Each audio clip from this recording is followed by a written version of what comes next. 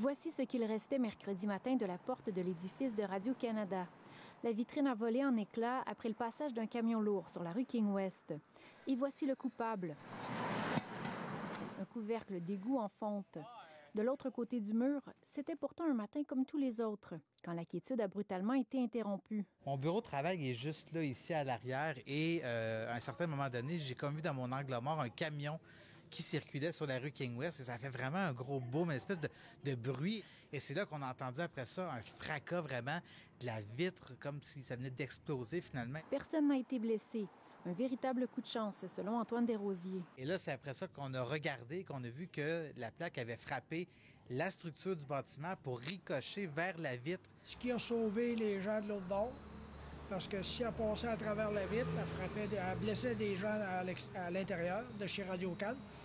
Tandis que là, ça l'a fait dévier dans la porte d'entrée principale. Il y avait de la vitre jusqu'à l'autre bout du passage. C'est la deuxième fois en 1 mois et demi qu'un incident du genre survient. Le 53 pieds chargé a passé sur la bouche d'égout qu'on voit juste là. À la mi-juin, une autre plaque de fonte a volé en éclats au passage d'un camion lourd, cette fois sur le boulevard Queen Victoria.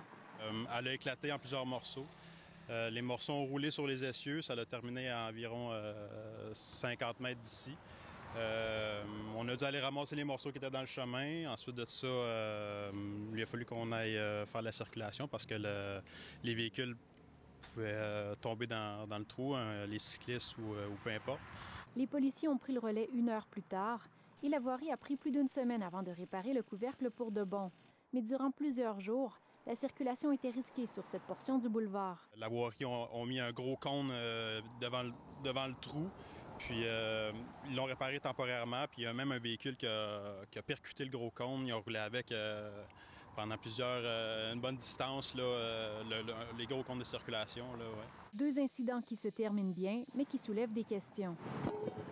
Fait que, à quelle vitesse le camion passait, combien était louche le couvert, on ne sait pas. La ville de Sherbrooke n'a pas souhaité commenter.